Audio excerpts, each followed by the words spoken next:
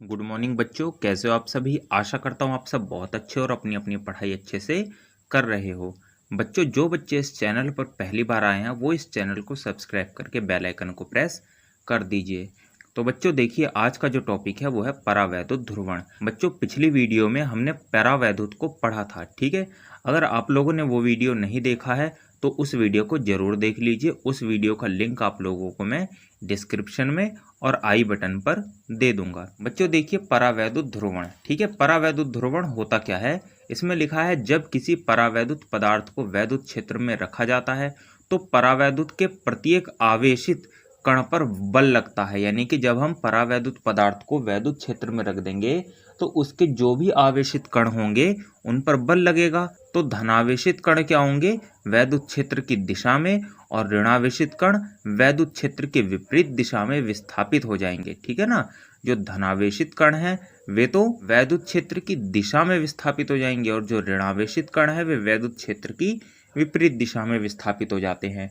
बच्चों, यही घटना कहलाती है परावैद्युत ध्रुवण। तो बच्चों, परावैद्युत ध्रुवण हम सीधी भाषा में ये कह सकते हैं कि जब कोई परावैद्युत पदार्थ ध्रुवित हो जाए वैद्युत क्षेत्र की उपस्थिति में तो वही घटना परावैद्युत ध्रुवण कहलाती है। फिर बच्चों इसके बाद है परावैद्युत सामर्थ्य। देखिए बच्चों, परावैद्युत सामर्थ्य क्या होती है, किसी परावैद्युत पर आरोपित वैद्युत क्षेत्र की तीव्रता का वह अधिकतम मान जिसको वह परावैद्युत बिना परावैद्युत भंजन के सहन कर सकता है, उस परावैद्युत की परावैद्युत सामर्थ्य कहलाती है। यानी कि बच्चों, अभी अभी हमने ध्रुवण में पढ़ा कि जब वैद्युत क्षेत्र में रखेंगे तो जो धनावेशित कण है वो वैद्युत क्षेत्र की दिशा में और जो ऋणावेशित कण है वो वैद्युत क्षेत्र की विपरीत दिशा में विस्थापित हो जाते हैं। लेकिन क्या ये सब एकदम से ही हो जाता है? नहीं, वैद्युत क्षेत्र को हम धीरे धीरे बढ़ाएंगे, ठीक है ना। जब धीरे धीरे बढ़ाएंगे तो उसे सहन करता रहेगा, लेकिन एक हद तक ही उस वैद्युत क्षेत्र को वो सहन कर पाएगा, उसके बाद नहीं। उसके बाद क्या होगा, वो ध्रुवित हो जाएगा। तो वो जो अधिकतम मान है वैद्युत क्षेत्र का जिसमें वो बिना ध्रुवित हुए या बिना परावैद्युत भंजन के सहन कर सके, उसको बोलते हैं उसकी परावैद्युत सामर्थ्य।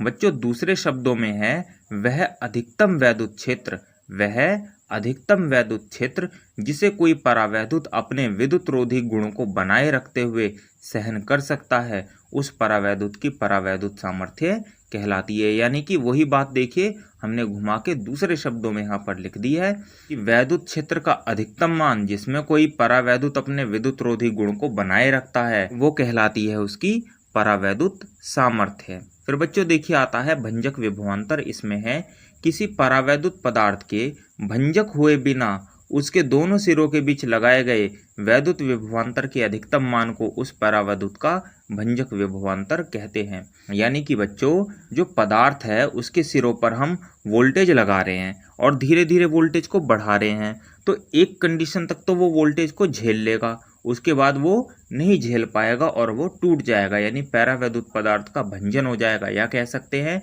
कि पैरावैद्युत पदार्थ का ध्रुवण हो जाएगा। तो उस कंडीशन पर जब उसका भंजन ना हो, यानी कि अधिकतम मान पहुंच गया, उस कंडीशन तक भंजक नहीं हो रहा है। हाँ, उसके बाद अगर हमने वोल्टेज बढ़ाया तो भंजक हो जाएगा, ठीक है ना, भंजन हो जाएगा।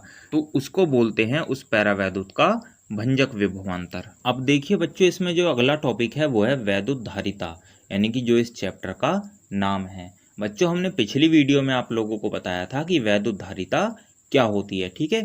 तो देखिए, पढ़ते हैं उसकी डेफिनेशन को। किसी चालक द्वारा वैद्युत आवेश को ग्रहण कर पाने की क्षमता को उसकी वैद्युत धारिता कहते हैं। यानी कि वो कितना आवेश अपने अंदर इकट्ठा कर पाता है, ठीक है, उसको बोलते हैं उसकी वैद्युत धारिता।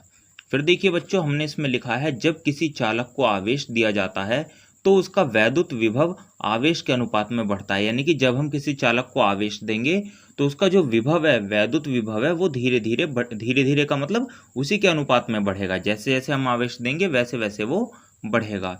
फिर बच्चों इसमें है यदि किसी चालक को क्यों आवेश देने पर उसके विभव में वृद्धि v हो, तो यानी कि अगर हम किसी चालक को क्यों आवेश दे रहे हैं और उसके विभव में वृद्धि v हो जाए, तो देखिए बच्चों, क्यों डायरेक्ट प्रोपोर्शनल होगा v के, यानी कि क्यों समानुपाती हो जाएगा v के। क्यों इज इक्वल टू हो जाएगा बच्चों c इंटू वी, यानी कि ये समानुपाती का साइन हटा करके बराबर का साइन आता है और कोई नियतांक या कांस्टेंट आता है। तो तो बच्चों सी क्या है, एक नियतांक है जिसे चालक की वैद्युत धारिता कहते हैं, इलेक्ट्रिक कैपेसिटेंस कहते हैं। तो देखिए सी इक्वल टू हो जाएगा बच्चों क्यू अपॉन वी। तो यहाँ से इसकी डेफिनेशन बनेगी, अतः किसी चालक की वैद्युत धारिता, अतः किसी चालक की वैद्युत धारिता उसको दिए गए आवेश, ठीक है, जो आवेश उसे दिया जा रहा है क्यू, तथा उस आवेश के कारण उसके वैद्युत विभव में होने वाली वृद्धि के अनुपात के बराबर होती है।